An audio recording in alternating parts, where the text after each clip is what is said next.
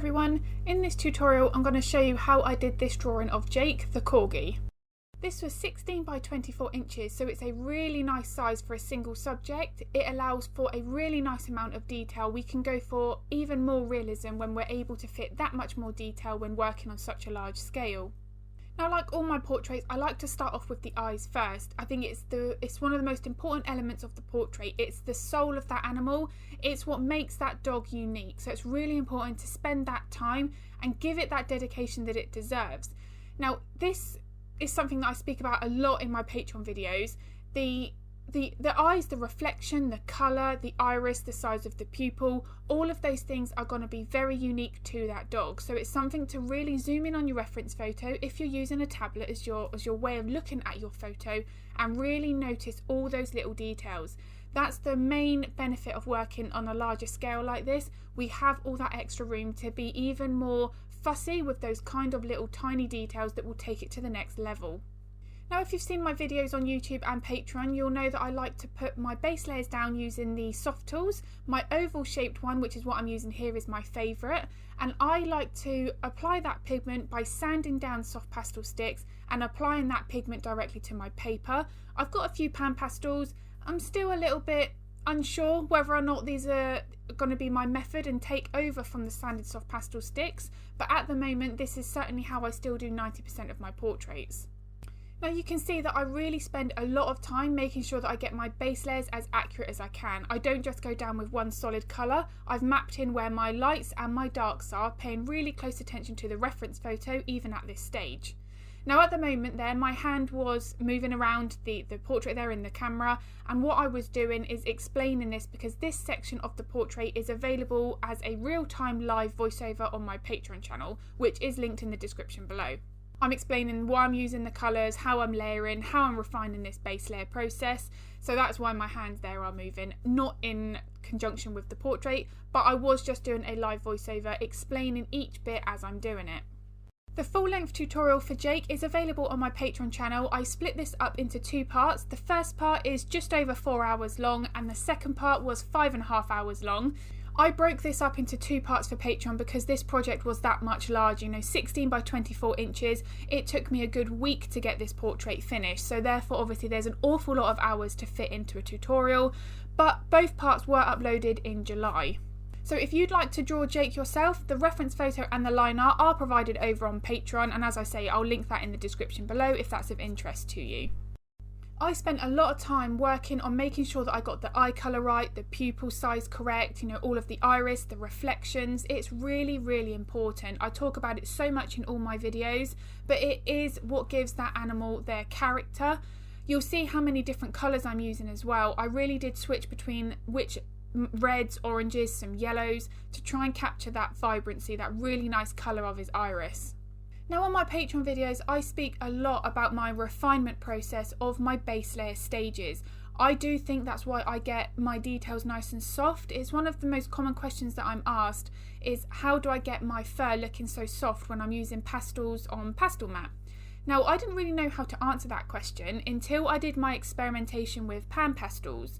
I've got a video on Patreon where I did an elephant tutorial, and the results that I found there were really interesting. I can now say that the reason why I'm able to get the details so soft is because I do a layer of refinement on top of my base layer process.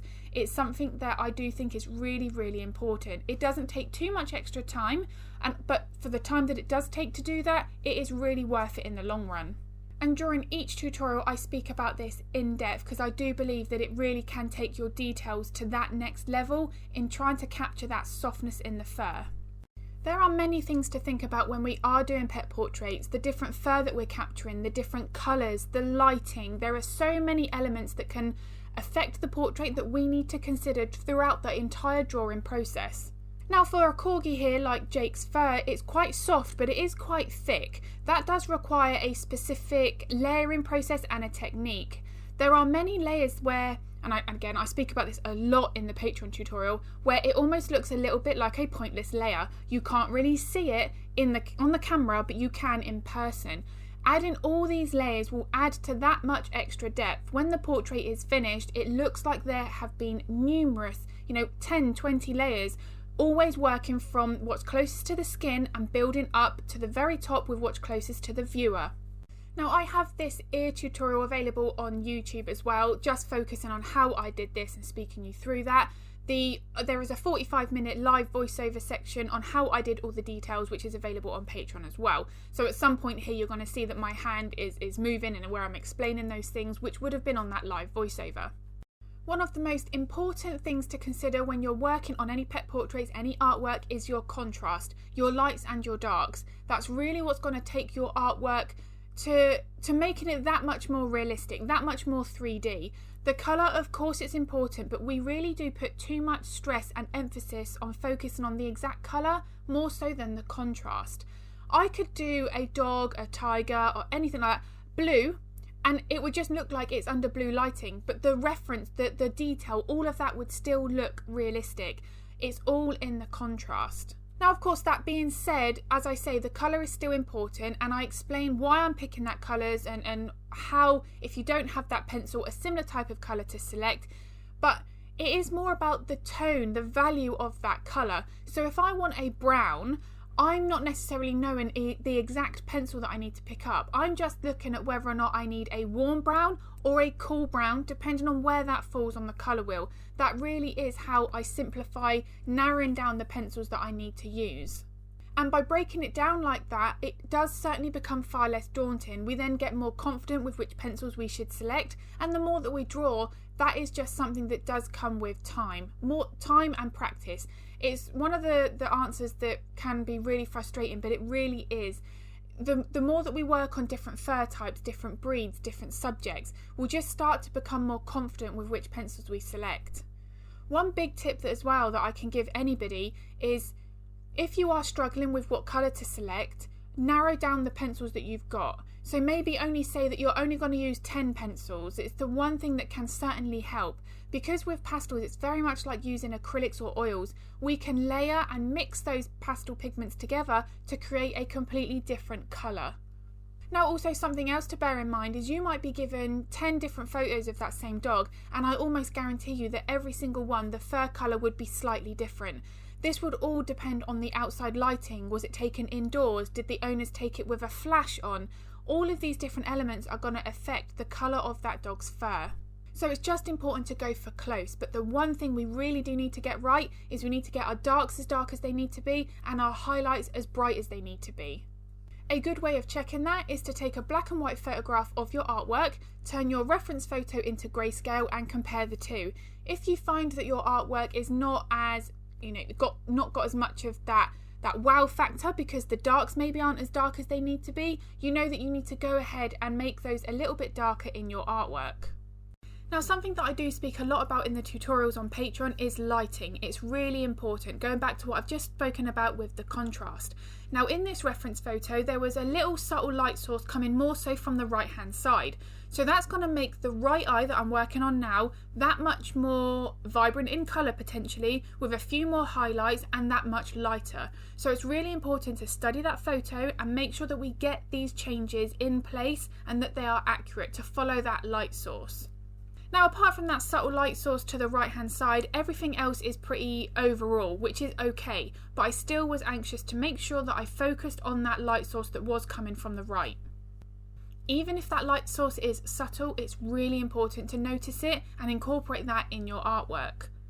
So again, same with what I did on the other side, I am putting down my base layers. It comes together very quickly, but I'm always making sure that I'm putting in the lights and the darks. You'll also notice that I'm moving that soft tool in the direction that the first stroke in the details are gonna follow when we come to those additional layers, but I'm even paying attention to that at this stage.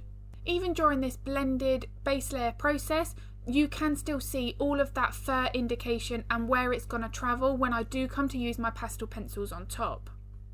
Another question that I get asked quite a lot is how I do my glow effect backgrounds for my pet portraits. This is something that I've always had a tendency to do, rather than just using the Pastelmat paper as it comes, which is absolutely fine to do it that way. I've always just liked the glow effect. I have created 2 individual videos on Patreon, one doing it without soft pastel sticks and using the Pastelmat paper to your advantage, and then the other background tutorial is more similar to how I've done Jake here, and that's where I used the soft pastel sticks directly to the paper, using various layers, working from light to dark to build up that glow effect. So both of those individual tutorials are also available on Patreon. Now, with any size portrait that we work on, it's really important to use not more pencils for the sake of using more colours, but that we have that variety between the shadows. We don't just draw everything straight black. We maybe want to include some blues, some purples, some magentas to that black to make it more rich, and the same with the midtones and the highlights. On my Patreon videos, I do give a full material list of the pencils that I've used in the tutorial, and I try and reference when I'm using those pencils so that anybody following along can use the same colours. But if you are using a different set, you can completely 100% follow along to that tutorial, any tutorial that you're watching, even on YouTube here, where they might be using a different pencil and you don't have that in your set. Just pick up something that's similar. Your outcome, your finished portrait will be very, very close, as long as you make sure you get that contrast right. I say it a lot, but if there are two pieces on the wall side by side, and the one that's got the colour that's spot on, but the contrast is not there, compared to the other portrait where the colour is ever so slightly off but the contrast is spot on, that portrait will get far more attention with that higher contrast compared to the portrait where the colour is spot on but the contrast is not as sharp. It's that vibrancy, that difference between the lights and the darks, getting that lighting right, that is what's going to draw people's eye to that artwork more than the exact colour. Now, another thing to bear in mind as well is we all see colour very, very differently. So what I interpret as a burnt sienna, a yellow ochre, someone else might interpret as something slightly different. So we put far too much stress and strain on ourselves on picking the exact pencil that sometimes it can actually hold us back from creating or drawing. Just really break that down. Do you need a warm brown, for instance, or a cool brown? And really narrow down that pencil selection from there. So drawing this ear would be exactly the same as the left. This would also be the same as if I was drawing a cat's ear too, because these ear shapes are very similar. The main thing to consider and to always try and have your main aim is to get that middle section as dark as it needs to be. Here I've had to use a little bit more of that magenta red colour to capture some of that colour that is going to be showing through from the light source. Sometimes if you've got a little bit more of a backlight, it's going to show through the ears. It's a little bit more translucent, so it's going to potentially have a bit more of that redder glow to it. So it's really important to capture that if you can see it in your reference photo. Now, the one thing that's going to make ears realistic for the shape of the ear like this one is getting that middle section as dark as it needs to be.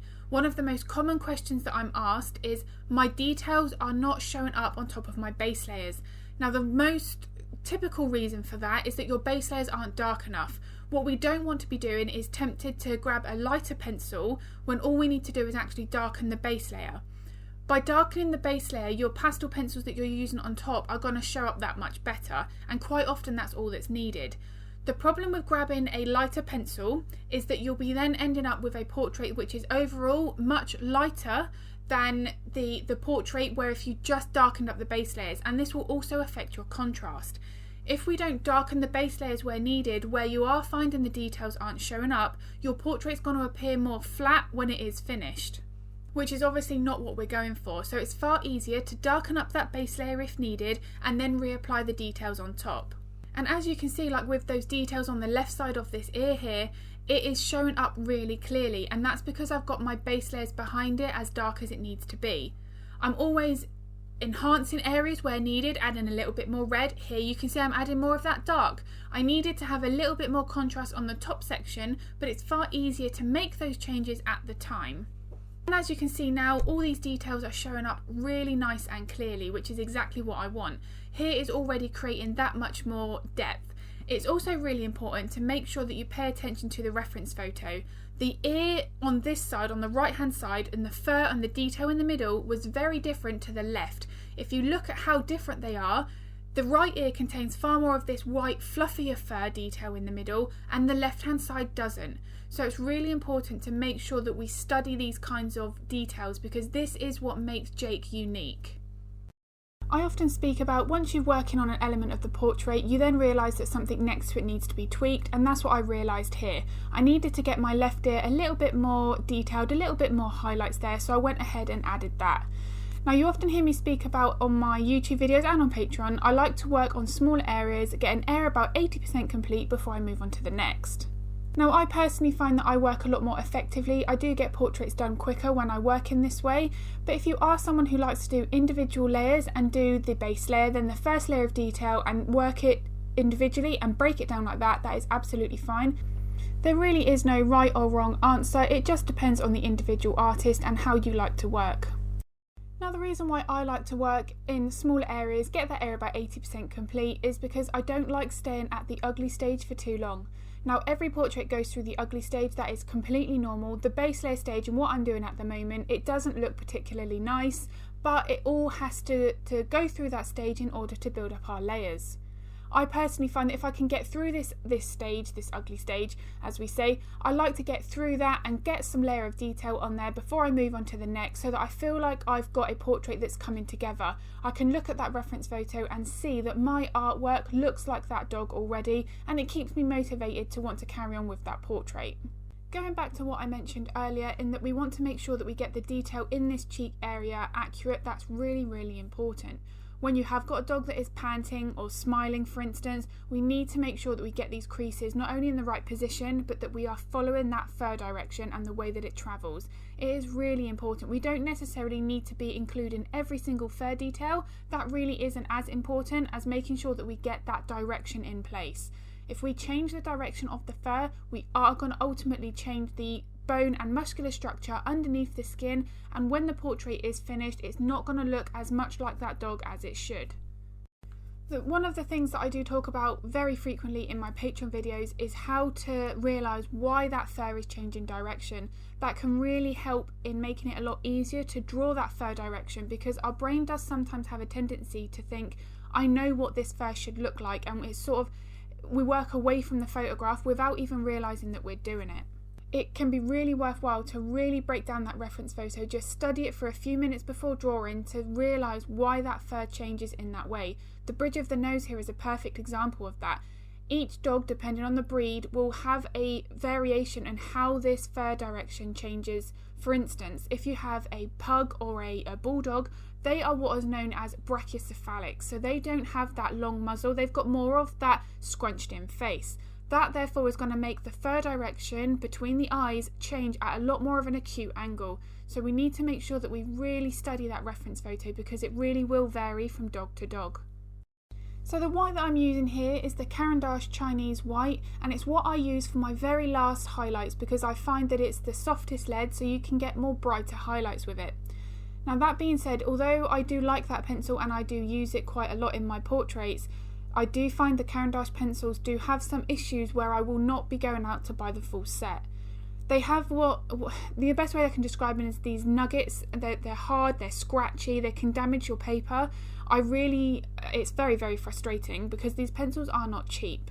However, that being said, I do make sure that I've got a few of my must-have colours in that set, because some of them have just got such a really nice pigment. They're very soft, so they blend together beautifully. But the Chinese white is certainly one of my pencils that I do like to have in my set. One thing to consider when you're working from a reference photo for pet portraits is the light source can really affect areas such as the nose. Now, this nose does look quite dark. What I did for this is I copied it fairly close to the reference photo, because the light source was not at the front of Jake, so therefore the nose is going to be naturally a little bit darker. However, as you can see, I am building up on my highlights. It's got some reflective light on the left hand side bouncing up from something potentially that he's next to. I was keen to capture that to get that wetness that the nose often has. Now, on Patreon, I do have a focus tutorial just of a dog's nose, where I really speak about how to get the 3D effect of the nostrils. When I'm working on something like this where it's a little bit darker, I still make sure that I try and capture that effect. You can see that I've got some very subtle highlights on the bottom edge of the nostril that is hinting at that kind of detail. Now, what I wouldn't want to be doing for this is adding a load of detail on the nose, adding a load of bright highlights, because what I will actually be doing is adjusting that light source.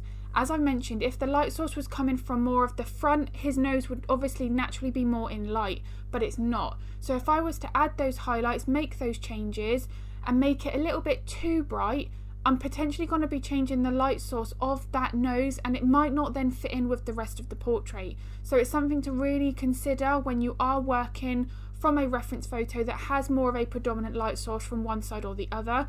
Quite often areas that are in shadow for a reason. Now, as I say, I have added more details than what's seen in the reference photo. I didn't want to draw it completely black, but again, as I've mentioned, I've made sure I went in between. I was very aware of that light source right from the very beginning. Something else that I cover a lot, I speak about it very in depth in my Patreon videos, is how to hold that pencil to create a specific first stroke that you're after. Where you hold that pencil, how much pressure you put on that pencil, how you move your hand, all of these things. There are various different things to think about when you are creating fur, because each tiny little element can really affect that pencil stroke. Something that I speak about in Jake's tutorial is even the length of the lead, so how much you sharpen that pencil. You don't necessarily want to always have a really sharp point if you're trying to draw softer fur like what we're doing with Jake here. That's not always the answer. I often work with a fairly sharp point when I want to get fine details, but when you're wanting to work on soft fur, you really don't need to have that sharpened point. The sharper the point, the more finer your details, it sounds very, very odd when we're going for a realistic look, but sometimes a really sharp pencil is not actually going to give you the desired pencil stroke that you're after. Me working on this tongue area here is a prime example of that. I don't really have sharp pencils, but I don't need to. There's not a huge amount of texture on the tongue that I need to try and replicate. It's more about the colours and the tones, where the shadows and the highlights are, which really is the main thing to focus on, like always, but especially so when we're drawing the tongue. It's got that wetness to it, like the nose, so it's going to be more reflective in certain areas. Now, I've added that bubble in the middle of his tongue there. That was really the only kind of detail, and it sounds really odd, but it was one of my favourite parts of this portrait. That subtle detail, those little highlights, it was really easy to make that bubble detail, but it just adds that extra level of realism to it by noticing these kinds of details and incorporating them in your portrait. Now, when you are drawing tongues, really study that photo. They are all going to be different. Some might have more of a textured look, some will have a lot more of a more line detailed on it, but it is more about the highlights, the shadows, getting those in place first and then focusing on the detail after that. Like for Jake here, there's quite a lot of different shapes on the edges of the tongue, and that's because his canine teeth are underneath. Those are what are going to capture those shadows and those highlights, so we need to make sure that they're in the right place in order to follow the anatomy of his mouth. That's really, really important. We want to focus on making sure we get our proportions right. You want to make sure that your initial sketch is correct. That's really is what's going to make your life that much easier when you do go throughout the drawing process. If you're working with an initial sketch that isn't correct, it's going to make your process so much more harder. And this brings me on to one of my most common questions that I'm asked, and that is tracing cheating. Now, in my opinion, I don't believe it is, because it can enhance our freehanding skills. Now, we all need to be able to draw freehand, because once we've put in our first layer of, the base layer, we have completely covered our sketch lines. We need to be able to freehand those details, those future layers on top. So it's really important that we do have that skill. And every drawing that we're doing, we are naturally improving that skill, but tracing can really help to start with. Now, if you freehand something, the proportions, if you know it's something that you need to improve on, the proportions may not be right.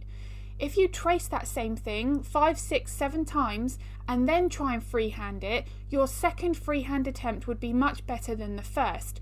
The reason for that is you have your brain has been drawing it correctly by tracing it those few times, and then when you go to freehand it, it's already knows more clearly what that first initial sketch should be. Compare that, like I say, to the first attempt and it will be better. So tracing really can help.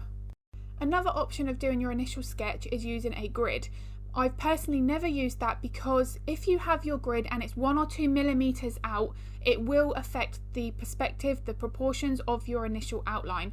That will completely throw you off for the entire portrait, but because you followed the grid method, we naturally assume that it should be right. But if that initial grid isn't even accurate, the sketch it's on its own is not going to be accurate. So that's why that has never been my preference, but I do know that many use it and it works really well for those.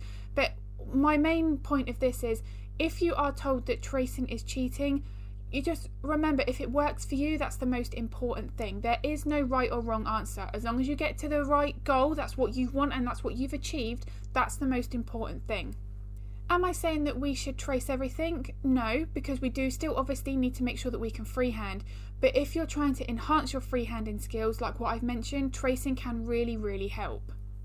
Now, to me, my most important thing is I want to make sure my artwork is archival, it's light fast. I know that whoever buys my artwork, it's going to last for many, many years. That's what's important to me. Now, if you're someone who's not selling your artwork, obviously the light fast and the archival properties may not be so much of an important factor for you, but for me, as I've mentioned, I like to make sure that my artwork is going to last, it's going to still be the same as what it was when I sold it to that client. So that is just one of the things to consider if you are selling your artwork. And light fast and archival properties are not just in the pencils themselves. You need to make sure that the paper, that even if it's a canvas, acrylic or oil painting, the canvas, the panel, the board, whatever it is that you are using, that also has to be acid free and archival, not just the pencils or the paints themselves. And that's why I use 3 main sets of the pastel pencils. I've got my Carbothello, I've got my Pitt pastels, my Derwent, and as I mentioned, I've got a few of the Caran that I also use. That's because I don't have all the colours of each of those sets. So I am limited a little bit more on my colour selection and the pencils that I can use because I only use the light fast colours. Now, that being said, I don't find that holds me back at all. I layer the pencils to create individual colours if I need to, just like mixing paint on a palette. They techniques work very similar. A pastel pigment on one layer will pick up some of that pigment underneath and it will ultimately create a new colour if that's what you're going for. So it's very, very versatile, especially on Pastelmat where you can layer. I've never got to the point where I filled the tooth of the paper. I have been able to layer endlessly if I've needed to add even more fair detail in a specific area. I've never got to the point where I've been unable to do so. And that brings me on to something else about a workable fixative. I don't use fixatives in my artwork. They can really change the colour of the portrait, the tonal values. Your whites can sometimes turn grey and it's something that I just don't like. That being said, if you have filled the tooth of the paper and you want to apply a fixative to get some of that tooth back, you can apply a workable fixative on top. Now, the reason why I say that's not so much of a problem is because you're going to be applying future layers on top anyway, so it doesn't matter if it does change that colour because we're going to be changing it with our additional layers that we're putting on top. But I certainly wouldn't be using it more of like a final fixative because, as I've mentioned, it really can adjust the colour. It can also leave droplets, larger marks on it where the fixative hasn't been applied in an equal layer over the top of the portrait, so it's just something that I don't do. I mount all my work and then I get my clients to frame it. As soon as it's behind glass, they are fully protected. So this here was another live voiceover clip which was available over on Patreon. I've got another live voiceover toward the end of this video where I'm explaining how I do the whiskers and how I create fine lines with my pastel pencils.